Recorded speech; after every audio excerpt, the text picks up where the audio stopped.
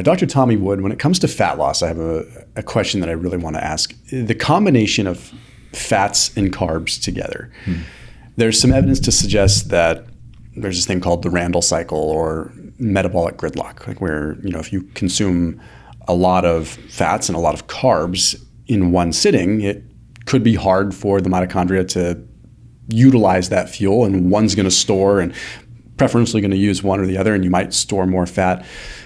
The Randall cycle is a real thing, but I'm curious, how applicable is this and how realistic is this to pay attention to for the regular person that's maybe trying to lose some fat? After today's video, if you're into fasting, you might want to try LMNT electrolytes and try their new sparkling electrolytes, which are in a ready-to-drink can, which makes it awesome. I'm a big fan of electrolytes when I'm fasting anyway, because it makes longer fasts easier, but it also just gives me something to sip on because I get bored, and it tastes really good. But the sparkling ones are a new level, because now it feels like you're kind of drinking a soda, but with no calories, no sugar, and you're getting the same awesome LMNT flavors and then some. So I'll link down below, you can try their new ready-to-drink LMNT Sparkling, and you can get a free sample variety pack of all their different flavors with any purchase. So whether you want to get their stick packs or you want to try their new sparkling via that link down below, you get a free variety pack. So free sample pack of all their different flavors of electrolytes. Huge fan of LMNT over here, and I have been for a very long time. Those of you that know me know that. That link down below is for that special offer. So it's drinklmnt.com/Thomas. I think that this is an interesting idea, particularly because those who have excess fat mass, and by that I mean that's objectively negatively affecting your health, which certainly happens frequently and increasingly commonly in the population. In those individuals, we know they are not metabolically flexible, which suggests that they're not very good at switching between different substrates for energy, switching from fats to carbohydrates as their primary source of energy. So there's certainly a possibility that in people like that, they may struggle to handle those two energy sources coming in at the same time. However, I think, and then part of this is supported by the idea that when you look at, well, part of it's online zealotry, but also when you look at a various range of interventional studies, there is certainly some evidence that restricting one major macronutrient can help with fat loss. That's mainly because you've decreased total calorie intake. But for some people, when you create these rules, like very strict low carb or very strict low fat, if you're more of like a whole food plant-based, it's easier for them to maintain lower caloric intake because they've essentially restricted an entire macronutrient. So I think that, when people talked about this idea of metabolic gridlock, some of it's kind of based in the idea that when you try and apply some of these diets to individuals, they seem to be more likely to sustain fat loss at these extremes of macronutrient balance. So either very low fat or very low carb. But I think that the majority of that is just driven by what is it that allows you to create and sustain a calorie deficit. And if you just had somebody eat the same food but less of it, I think you're going to see very similar results.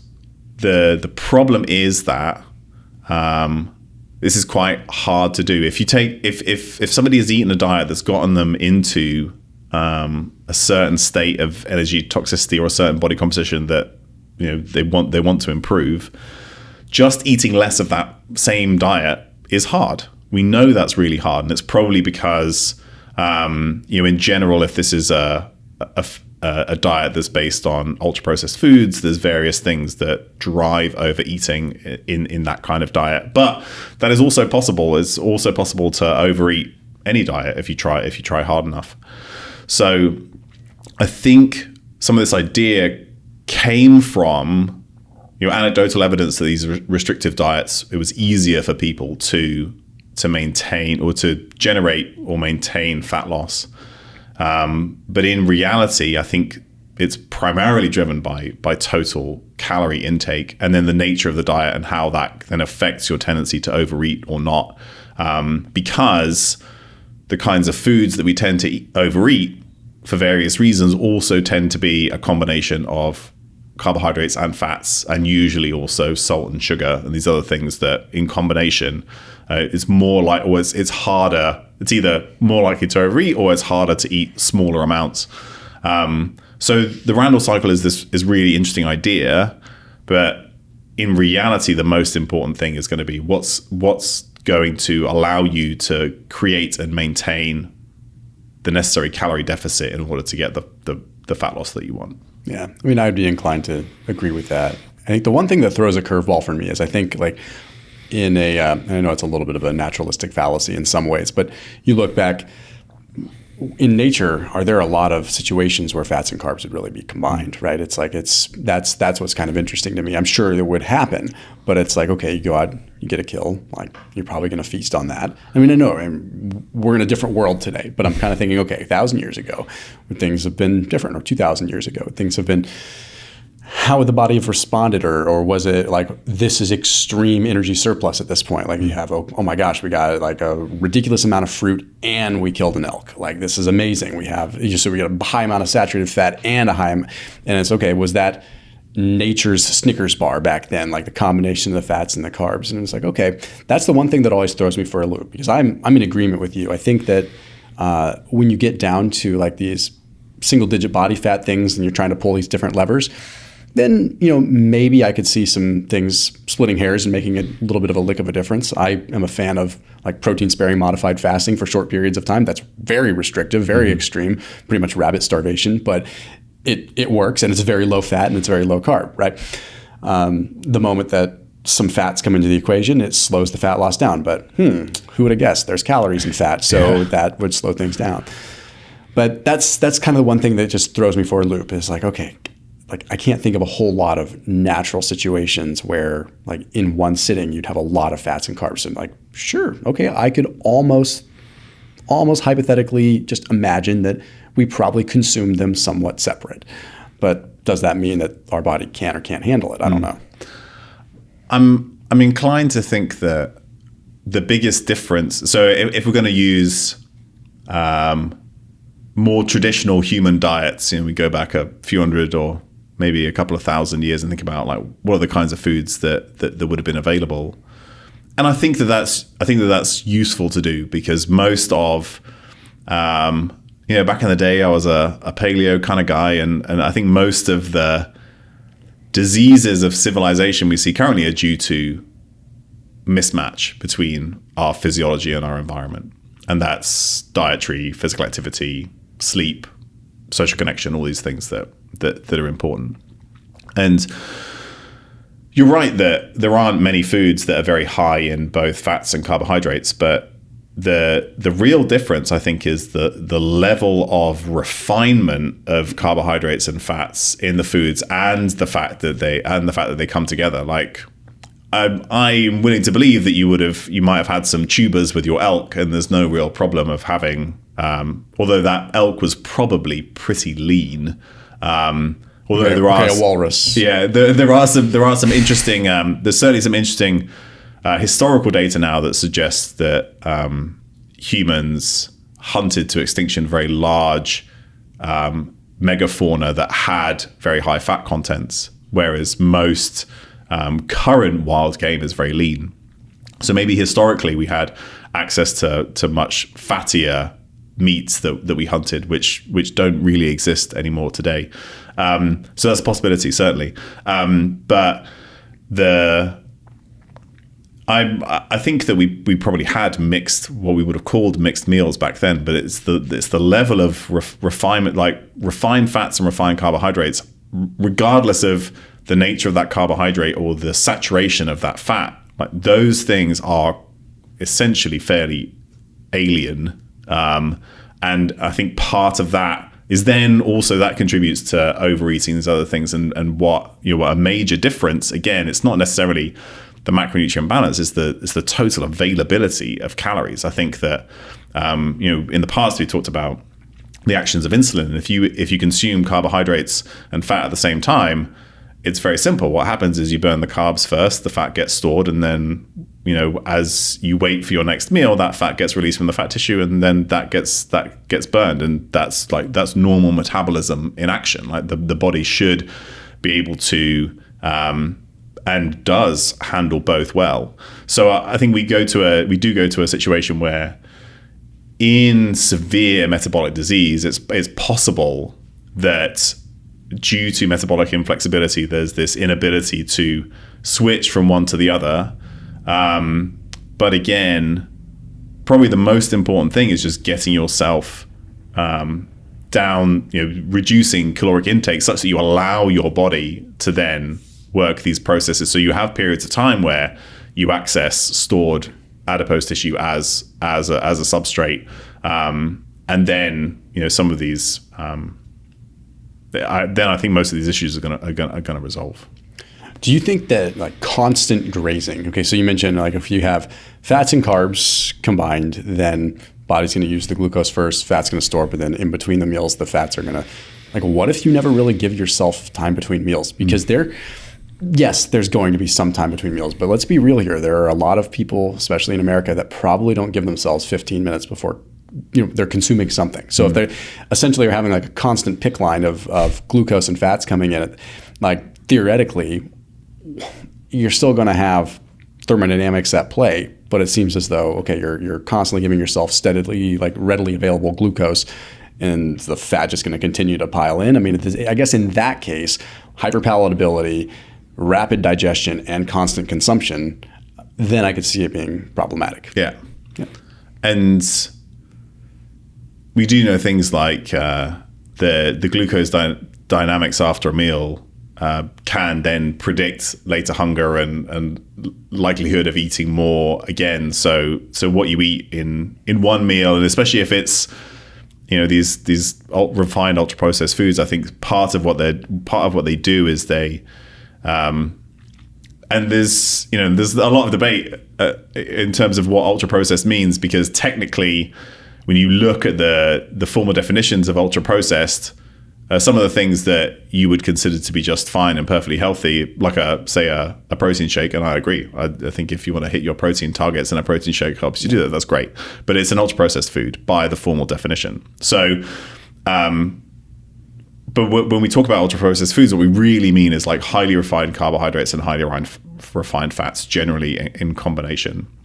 And what they do is they dissociate the macronutrients from the expected physiological response, right? You get much greater spikes in blood sugar, for instance, from a given amount of carbohydrate than you would have done if that food wasn't ultra processed. So, and then some of these things can then drive downstream physiological changes as well as hunger and mood changes, and then long term, this leads to an overall increase in intake. So some of this is certainly important, and that's where I think like food quality really does play a major role in our likelihood of both being able to maintain fat loss and then overall long-term health. But that's where I'd focus. I don't think that humans shouldn't be able to handle these different macronutrients coming in at the same time, because there were systems for partitioning them and then dealing with them accordingly. When you think about a continuous intake, there's a very nice quote by Sachin Panda, which is that in general, the modern day human, when our eyes are open, our mouths are open, which basically says that every minute we're awake, we're constantly eating. And that's come from a lot of his research. And I think that is potentially problematic. Whether we really need to have during the day switches from like a fed state to a fasted state so that we can use essentially practice switching our metabolism, or so the carbohydrates get burned first and then we access stored fat in between meals. how important that is relative to having a fasted period overnight, my guess is that to start with, a reasonable fasted period overnight is more important, because that is really that's a Zeitgeber. It's part of circadian rhythm. It's probably going to be important for gut function. So I think like that's where I'd focus first, is maybe not constantly eating from the minute you wake up to the minute you go to sleep. But there is, theoretically, this idea that having these fed and fasted states throughout the day, and we're talking very, very relatively short fasts, may also be important to kind of make sure that your full breadth of metabolic functions is being used. But equally, that's almost certainly secondary to total calorie intake, adequate protein intake. So you just need to make sure that you're not like majoring in the minors, right? If you're thinking about fat loss, calorie intake is the most important thing, and I think adequate protein, particularly to support muscle mass, is going to be important. But then, there's certainly an idea that circadian rhythm and at least having a fasted state overnight is going to be important also for overall health, in addition to fat loss. That's going to play a role, but a relatively minor role compared, if we're just talking about fat loss, a relatively minor role compared to just how many calories are you consuming. I think there's kind of two sides to that. There's like, the calorie piece, but then also, I mean, if you're, let's just call it somewhat fractal eating or whatever, where you're making a concerted effort to have legitimate time in between your meals. Mm-hmm. If you're going to have 3 meals a day, okay, fine, have 3 meals a day, but try your best to really have 3 meals per day. Maybe try not to consume in between that and see what happens. The first thing that's probably going to happen is you'll probably consume less, because you're eating it in 3 square meals, and you're not, I think we forget how much we just take in through little bits of grazing. Like, okay, let me have a little something, and that easily adds up to a couple hundred calories. I mean, right? That's nothing to sneeze at when you're trying to get, yes, trying to make a dent in your fat loss, but especially if you're already sub 15 and you're trying to get sub 10, right? Like a couple hundred calories is going to add up. Yeah.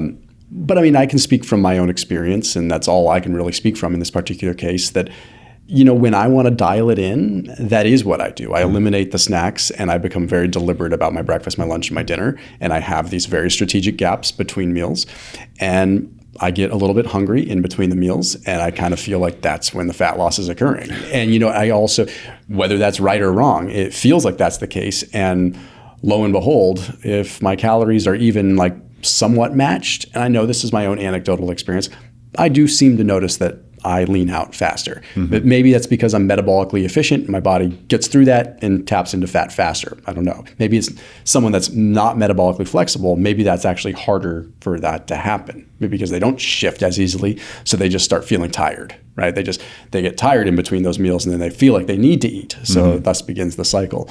You could go on and on with it, but I feel there's a couple different things that play there. But that's an interesting point. I feel like it was Mark Sisson that talked about kind of fractal eating, which I thought was really interesting. He's like, I don't intermittent fast. I don't even time restrict feed.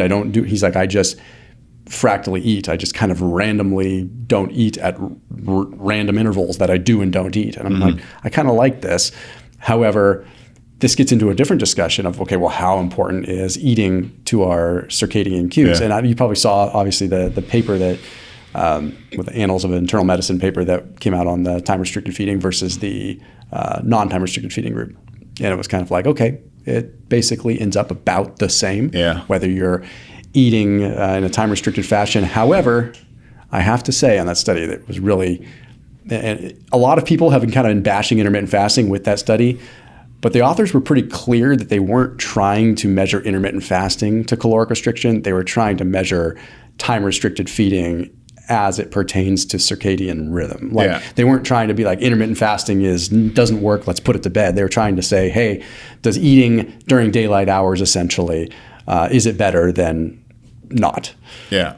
Going off on a tangent, but we can talk about that one a little bit, because do you think that eating within a certain, let's just call it like circadian balance, for lack of a better way of saying it, Do you think that matters independent of sleep quality, things like that? I think it probably depends on other things, and the very where there is some evidence, and initially it was just in mouse studies, but now there have been some human studies to kind of back this up, is we know that circadian rhythm is an important aspect of health, and those who are who have issues with the circadian rhythm, so particularly shift workers, we know that they have higher rates of metabolic disease and several chronic diseases, and it's thought to be at least partly related to an unstable or constantly changing, or a mismatch in their circadian rhythm. And when you're a shift worker, or you're socially jet lagged, or your time zones are constantly socially jet lagged. Social jet lag is this idea that on the weekends you sleep late, you go to bed later, and you wake up later, and then on Monday morning you have to go back to normal. And so say you normally go to bed at 9 p.m, but Saturday night you go to bed at midnight. When you on Monday night, it's the same as if you have traveled from the East Coast to the West Coast, right? So you've shifted, and you can in a couple of days you can shift 2 or 3 hours in your circadian rhythm, and then it's another reason for me to just Netflix and chill. And then this is thought to be having a meaningful effect on our health and metabolism. But the most extreme version of this is probably swing shift workers, right? So you work 3 nights, and then you get a day off, and then you start working days, and then you switch back. That was how I worked when I worked in the ER department. That's exactly how it was. When that's your sort of sleep-wake cycle, then keeping your meals timed at the same time by the clock actually helps to offset some of the negative effects of your switching of your circadian rhythm. So when you have variable or inconsistent or inappropriate, not enough, say, light cues and other cues from your sleep and wake cycles from lifestyle and the environment, then food timing becomes more important. So then in that scenario, what people would now recommend, and I wrote a paper on this with my friend Greg Potter a few years ago, and we initially hypothesized this based on mouse studies, and then there have been some human studies that have kind of suggested this as well. So say if you're going to switch from day shifts to night shifts, have your breakfast and dinner at the same time, except they're flipped, like one time they're breakfast and one time they're dinner. But during your night shift, don't eat just like you wouldn't eat when you're asleep, but eat either side of that, and keep the mealtime consistent. And that seems to then help offset some of the negative effects of those constantly shifting sleep-wake cycles. So when you then apply this to somebody who doesn't have to do that, but you have strong circadian cues from sleep, from light exposure, right? So Mark Sisson, when he goes out in the morning and he's on his stand-up paddleboard and he's getting all the sunlight in his eyes and he's doing all this thing, he's got regular physical activity. I know he sleeps great. Sorry. Yeah, he's counting all his craft millions. When you have these other really good Zeitgebers and timing inputs, then I think the timing of food is going to matter a lot less. So in that scenario, the idea of fractal eating, so that you have some, and again, I think flexibility can also be good. He's not only are you accessing both fed and fasted states regularly throughout the day and from day to day, but we've also gotten to a point in the health sphere, and now I'm going on my own personal tangent. I'm going to climb onto my high horse about optimization, which is where we constantly think we have to optimize everything. So like if we think about circadian rhythm, then we're like, well, we have to have the same meal, or the meal is going to be at the same time every day, right? Because it's got to be regular, because that's important for circadian rhythm. And then on top of that, you're optimizing your blood tests and your sleep with your sleep trackers and all this kind of stuff. And what you do, I think, is you decrease mental resilience to suboptimal conditions, right? So then whenever those things don't happen, right, I normally have breakfast at 9 a.m. and I need to have that every day because it's important for my circadian rhythm. Well, what happens when you can't eat at 9 a.m.? Then all of a sudden, mentally, you're like, well, everything's gone to hell now because I'm not in my optimal state. So the downside of trying to say that everything should be regimented or perfect in a certain way is that then we become less resilient. So that is a significant tangent. The answer to your question originally was, if your regular mealtime is important, I think it's important when you don't have other good circadian inputs. Then it becomes more important. If you do have other good circadian inputs, then it becomes less important. Gotcha. Especially, I mean, in specific to fat loss, does there seem, in your opinion, is there any merit there, or is it just not enough to really say one way or the other? Because in rodents, it's strong data. Yeah. I honestly think that there are lots of studies in humans that suggest like there's this very, very slight benefit of front-loading calories earlier in the day. But beyond that, what I think we can say is that regular small meals don't improve fat loss. We used to, right, that's what we used to be told, right? That if you have 6 meals a day, you're going to keep the fires burning, and right. We know that's not true.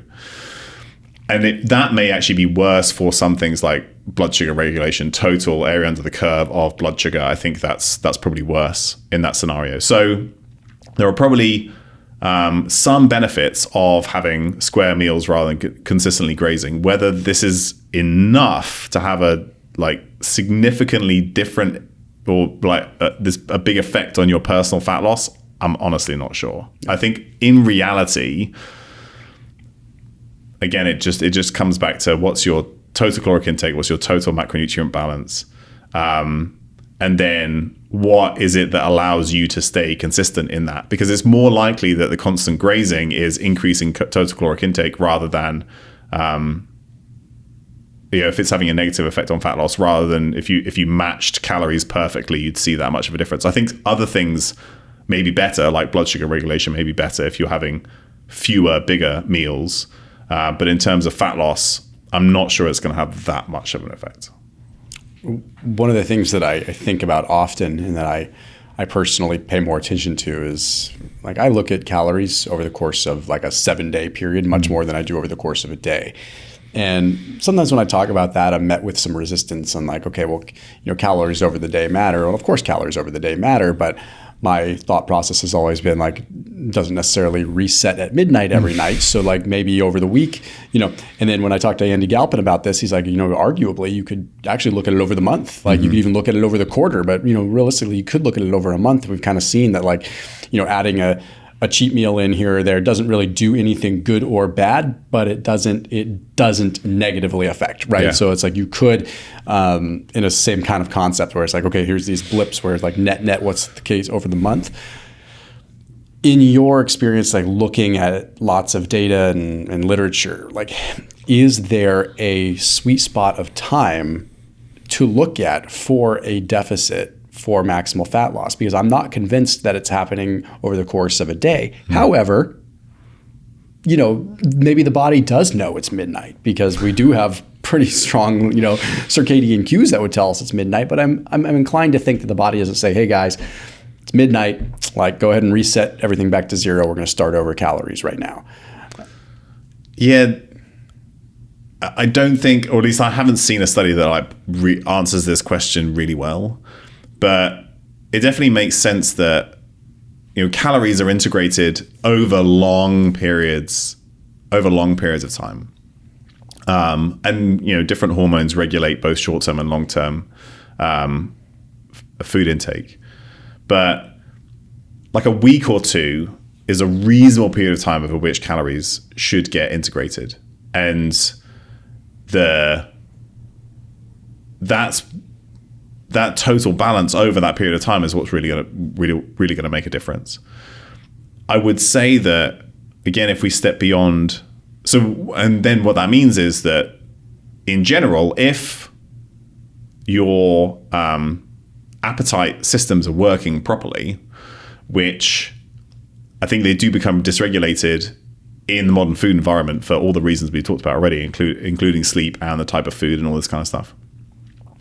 But if your appetite regulation systems are working properly, and I do think food, changing your food quality can improve that, then if you have a cheat meal or whatever it is, you have 5,000 calories on a single day, you will just be less hungry the next day and you will eat less. And then over time, those calories balance out over that period of a week or so. The one, and we do kind of see this in the fat gain literature, which is that when you look across a year, say, or a couple of years, and everybody says that, on average, the average American is like in a 50 calorie surplus every day or something like that, right? But that's not really what happens. What happens is that we overeat 3 or 4 days a year, and then we just never regulate back and so we have these little spikes, and then we go back to the same baseline of eating, but those spikes sort of add up. And I think that's partly because if you're eating the standard American diet, your appetite systems aren't working as well as they could. So you don't eat less on the remaining days. You just go back to your normal baseline, and those little blips add up. Beyond fat loss, there are data, mainly in female athletes, that show that calories are integrated over a much shorter period of time. So if you have individual days where you're in a meaningful relative energy deficit, that can then affect menstrual cycle function. So it seems that menstruating women integrate calories in shorter periods of time in terms of fertility. I don't know whether the same thing happens in men, because I don't think it's been studied in the same way. But overall, I think calories are certainly integrated over several days. And there are studies in, like, one of my favorite studies is in Army Rangers, where they put them in this incredibly difficult environment, and they're training for several hours a day and in a caloric deficit and in this very high stress environment.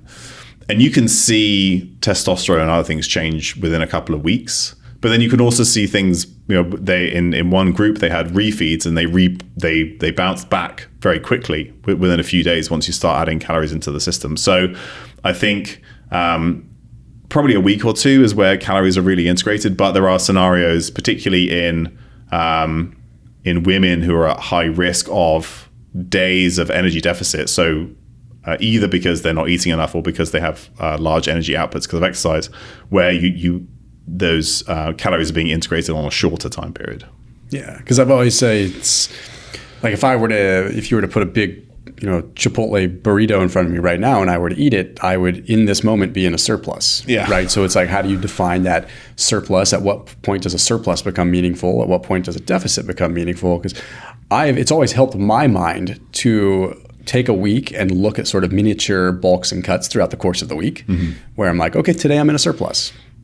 Okay, tomorrow I'm in a deficit. Yeah. It's like, and that's just kind of how I live my life. But it also, funny enough, ends up just being a really seamless way for me to live my life, because it's just pretty stress-free, where I'm not like accountable to 2,200 or 2,600 calories or whatever. It's just a matter of, no, you know what, today I ate 4,000 calories.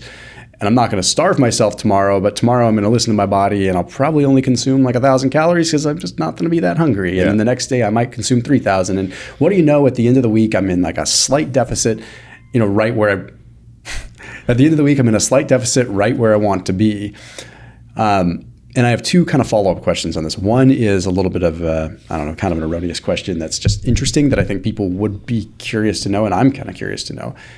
How quickly do you store fat like if you were to, and I know a lot of this can depend on your resting metabolic rate and things like that. Like I did a video recently on cheat meals and how cheat meals, kind of like you mentioned, like we overeat a certain number of days out of the year and then don't really come back to that. Yeah. So people that do cheat meals but aren't really in an adequate deficit to really compensate for that cheat meal, they'll be like, I eat a regular life diet, but then on the weekends I enjoy myself. It's like, well, those 52 or 52 Saturdays that you overeat, that adds up quite a bit, and it has a serious deleterious effect. But if I were to say, like, I want to be fat tomorrow, like, could I? Lots of reasons why probably just like get rid of or probably get diarrhea or something. But if I tried, if I wanted to consume 10,000 calories and have a 2 or 3 pound surplus of calories, ultimately, would I be fat tomorrow? Like, how long does it take to actually gain fat? Probably highly individual, but generally speaking. So they've definitely done some overfeeding studies where you overfeed people by generally like 1,000 to 2,000 calories, but there've been some studies that have done more. And then you'll look maybe after 2 weeks or 4 weeks. And in that time period, if you're eating a surplus of say 1,000 calories a day, you can gain a significant amount of body fat, like several pounds. But if you just overate today, it's going to be very difficult for that amount of, right? So if you think about, you're going to gain several pounds over a couple of weeks eating 1,000 calorie surplus a day. That's a 14,000 calorie surplus.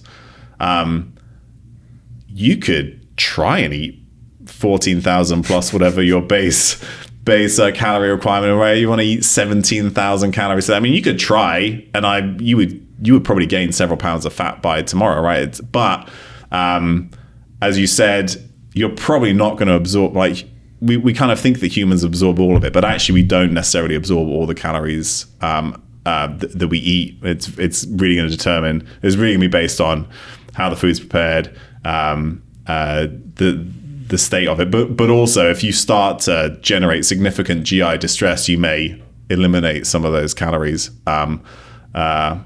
straight out the other end. So I think if you worked really hard to eat a lot of calories, yes, you could gain a few pounds by tomorrow, but fat by tomorrow. But it's going to be hard. Yeah. Okay. The second question that I had was surrounding the constrained energy model, and that's kind of interesting. And I'll let you're familiar with it, I'm sure. I'll let you explain it, because I mean, is it a model or is it a theory? Like, I mean, is it what do you technically call it? Because I guess there's some, I don't want to call it dodgy evidence, because it's not dodgy, but it's just, it's weak, right? It's just, but it also kind of makes some sense. And I don't know, maybe in a metabolically healthy person, it makes sense, but I'll let you describe. What is the constrained energy model, and is there merit to it, in your opinion? So the constrained energy model, or say historically, we had this idea in our heads about physical activity and caloric requirements, which is that you have some kind of basal requirement, say it's 1,500 calories a day. And then on top of that, whatever you do in terms of physical activity gets added on in terms of requirements, right? So if you got on the treadmill and you burned 1,000 calories, then your requirements for the day are 2,500 calories. The constrained energy model, this is published in, was either Cell or Cell Metabolism a few years ago by Herman Poncer, and he's done a ton of work in this area, looking at using primarily the doubly labeled water technique in multiple different populations, including US-based populations and then hunter-gatherer populations, to look at how does physical activity affect total caloric requirements. And then what they found was that as you increase physical activity, your basal requirements decrease, so you kind of compensate for it, such that there's this theoretical threshold. Well, there isn't. If you exercise enough, you can keep adding on. It's not that because you can't reduce basal requirements to zero. But the idea being that it doesn't increase linearly as you add on physical activity. It sort of tapers off, because you'll start to do things that decrease energy requirements outside of physical activity. So you'll do fewer, like, we all do these like little movements, these like non-exercise activity thermogenesis. So we do all these little things, and it, like, some people who remain relatively lean despite not doing any physical activity, they're often like, they're always fidgeting, they're always moving. And so you decrease those things, and it's subconscious or unconscious. You don't know you're not doing it. But there's also probably part of it, which is that you may be decreasing these general regulatory things that require some energy, right? So maybe the cells in your gut turn over a little bit more slowly because that requires, additional nutrients and energy in order to regenerate the cells in the gut. So maybe there are some of these housekeeping processes that also get slowed down. And this is why generally I have recommended to people who are thinking really deeply about this, is that you should eat as many calories as you can without gaining fat. So you should be at like the upper end of this, whatever that is, because there's a buffer, right? You don't just like eat 1 calorie too much and then you start to gain weight, right? You start to increase some of these, in theory, you start to increase some of these housekeeping processes, and also you start to just burn more. You have a higher thermic effect of food. You start to burn off more of those calories. Now, the interesting thing, and there was a very I thought it was quite a cool like reappraisal of this model that was published, I don't know, a year or two ago, where somebody looked at the data and said, and this is why technically it's a model, but it's a model like the constrained energy model. It's a model in the statistical sense, right? You apply a curve to the data, but in like the scientific sense, it's probably more of a theory. But in the model sense, what they did is they essentially applied a polynomial curve to these data, which then shows this tapering off. But this paper sort of looked at the same data and said, well, actually it is linear. They just picked a certain model that makes it a curve. And so for people who don't spend a lot of time staring at data and statistics, this just says that when you're trying to find a model that fits the data, you put in the parameters and the variables to create that model. So if you think it's not a straight line and it might be some kind of curvy line, you'll add additional parameters to do that, and then the model will create a fit for you. But when they looked at when they published the constrained energy model, you can do this thing where you try lots of different models, and then there are different metrics that you can use to say, well, this model actually best fits the data, right? They never did that. They never said this model fits the data better than a linear model. They just showed the curve and then were like, oh, it's a constrained model. So the people have questioned the constrained model because that additional step is lacking. And it wouldn't be difficult to do. They could just, I think there are ways that they could publish that to show or return to those data, look at multiple different fits to the data and say, well, actually, this is what best fits the data, and here's proof of that. And so maybe the constrained energy model is true, but that sort of next step just hasn't been done. Where I think it does get interesting, and this is just like personal experience and an anecdote, is that I know several people who have used the same doubly labeled water method to estimate caloric requirements and caloric expenditure. And these are lean, fit, healthy people. And it's just wrong. Like, and I mean wrong by like thousands of calories a day. And that really makes me question whether the doubly labeled water method is appropriate for even trying to establish this model in the first place. Can you explain just for listeners what doubly labeled water is? Yeah, so basically you get this. It's doubly labeled water. So it's essentially it's an isotope, or it's a slightly different isotope of water that you consume, And then based on that, you can estimate out in the free world how much energy somebody is taking in or how much energy somebody requires and how much they're expending. And this is done because, say, having everybody in a metabolic ward where you're calculating every like bit of oxygen that goes in and CO2 that comes out, and you're estimating which is more accurate. Like metabolic wards are more accurate for estimating energy requirements and like intake and output. Should just start putting prisoners in metabolic wards. Yeah, that way we can get the data and we're not like feeling. No, I'm just kidding. But so the WD water is the quote unquote gold standard for free living, like collecting free living data on people's energy expenditure.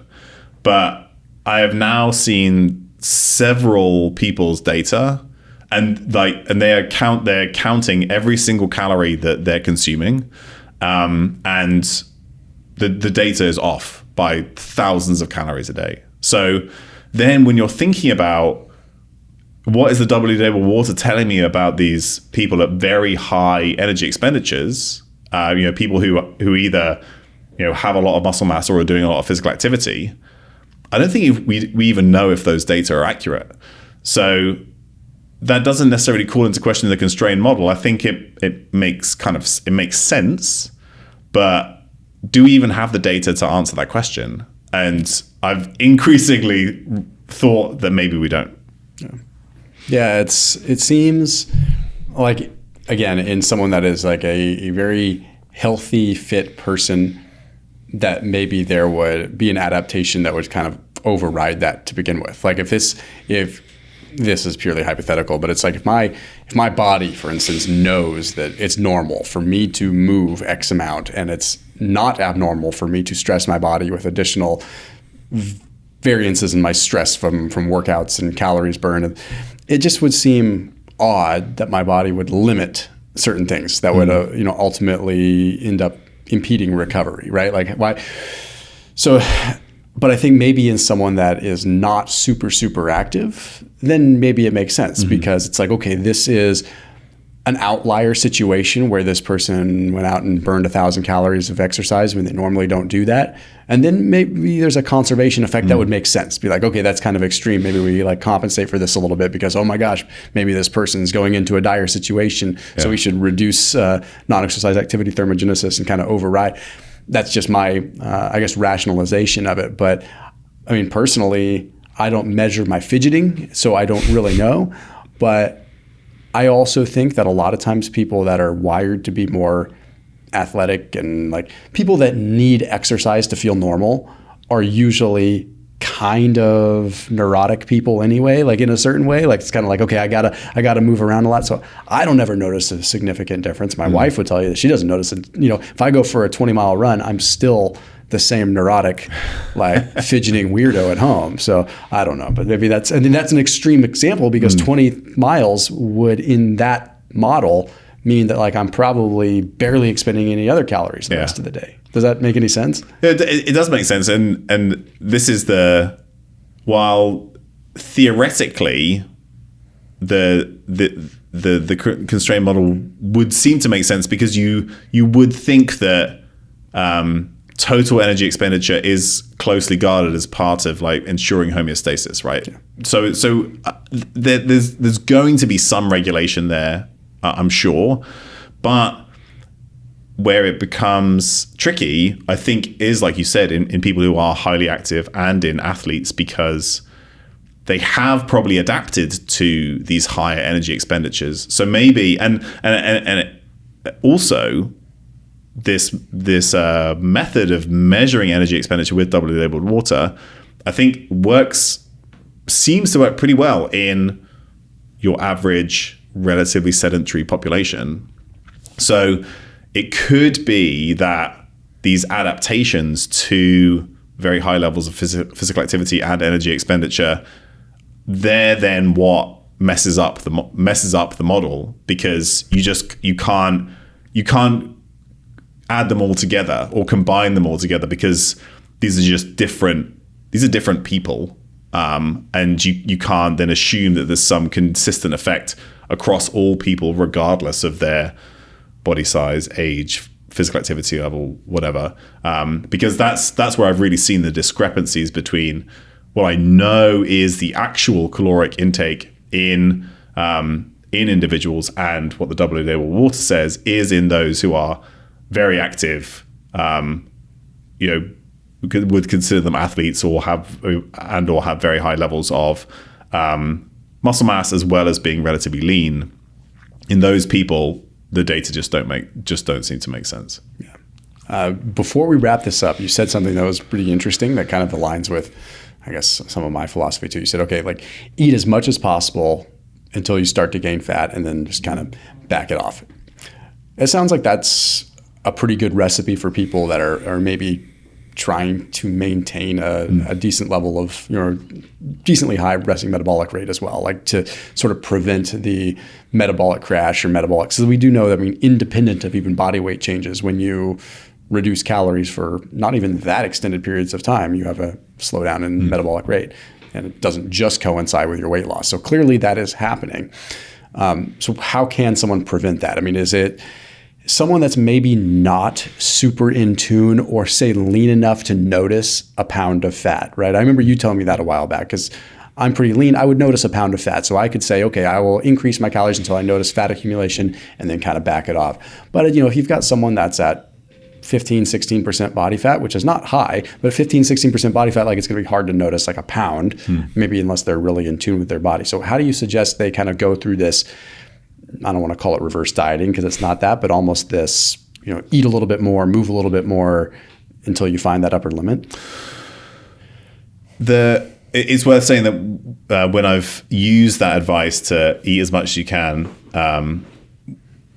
at your current body composition, that is primarily in athletes and people who are very, very active, who seem to be suffering from symptoms that might be related to an energy deficit, but they're not losing tons of weight, but they just they're not sleeping as well, they're not recovering as well. Then I think that's exactly why you said it to me. Yeah. So I think in that scenario, then I think there is, and this has been described by other people as well, there seems to be this like buffer of 200 or 300 calories where you could increase your intake by 10%, say, and you wouldn't start to see fat gain, but you might start to see resolution of some of those symptoms. So that's in that specific scenario. When you're right that as people lose weight, their metabolic rate and their energy expenditure decreases. But unless it's very large weight loss, so say you're somebody who's was 400 pounds and you lost 150 pounds of body fat, in those individuals, you do see this sort of relative energy expenditure deficit. So their energy expenditure is less than what you would expect relative to their body weight. And it's probably because they have a relative leptin deficiency, which then, there's sort of this big discrepancy between the size or the body fat that their body was used to and how much they have now. And that, replacing that leptin or doing some other things can certainly help with that. And so you do see that kind of discrepancy between what you would expect their energy expenditure to be and their actual energy expenditure. In the kind of scenario that you describe, in general, energy expenditure and metabolic rate should just track with caloric intake and body composition and overall weight. So I wouldn't expect to see big changes there unless there was a very sudden decrease in caloric intake. In those individuals, they shouldn't see a negative effect on their metabolism if they're in a caloric deficit, and this was a very large and sudden one. Makes a lot of sense. If someone does have a slow metabolic rate, like maybe they have lost a lot of weight, and they do kind of, I want to go back to somewhat normal eating, but maybe not normal for how they were 100 pounds ago. I talk a lot about energy flux and talk about generally what I would typically tell someone like that, again, I'm not an expert in it, but I know enough to be dangerous, is, don't just start eating more, but eat more and move more. Yeah. Like kind of like rekindle the amount of energy moving through the whole system, not just, stop thinking about the energy balance for just a second and think about the total amount moving through. I guess I'm looking for validation. Is that somewhat accurate to do? Like if someone is trying to, kind of rekindle metabolic rate a little bit. Yeah, I do really like the idea of trying to enter a high flux state, which essentially is that you're putting more food in, but you're also moving more, and you're moving more energy through the system. And there's lots of, particularly, there's some nice epidemiological case studies, like the Amish are often put forward as a group where they're very physically active, right? They're walking 20, 30,000 steps a day, doing all the things that they do. Plus they're like eating pies and cakes and throwing in as many calories as they can, yet they're lean, fit, and healthy. And this kind of supporting the idea of this high flux model. And those beards. That takes a lot of extra calories as well.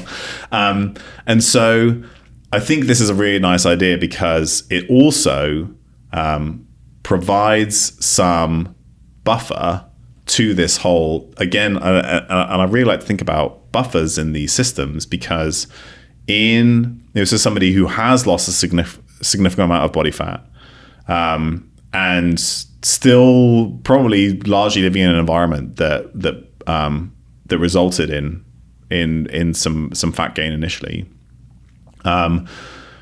by significantly increasing energy expenditure, if you can, it's just like walking, just like 20, 30,000 steps a day if you have time, or just finding ways to increase energy movement through the system. Then you have this buffer for other calories that go in. It feels less restrictive. It's more sustainable. And I think there is this potential benefit of, rather than just decreasing calories in, also increasing calories out. And like you said, you're sort of like pulling more energy through the system, and then you're working all those metabolic processes. So I think it's a super interesting idea. And I know a lot of people where this is sort of their main focus in their fat loss clients, and they see significant benefits. I don't think anybody's done a trial on it, total. So for the same net calories, low flux versus high flux, I don't believe that's been done, but it'd be really interesting to see how that might then affect, particularly health parameters, because you're going to get the effect, the benefits of physical activity at least. But maybe there are some fat loss benefits there as well. I don't know.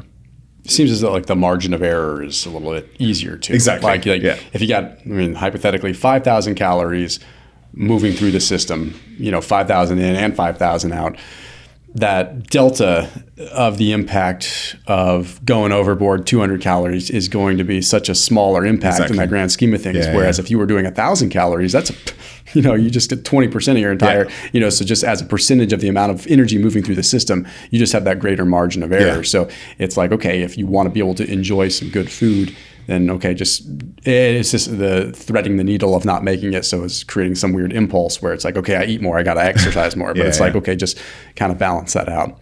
Anyhow, man, where could everyone find you? You can find me on Instagram at Dr. Tommy Wood. I'll normally post papers I publish and podcasts I do and stuff on there. Pictures of your dogs. Pictures of my dogs. And then have a podcast, the Better Brain Fitness podcast with my friend, Dr. Josh Turknett, who's a neurologist. And we also have a Substack, which is betterbrain.fitness. Right on. Thanks, my man. Thank you.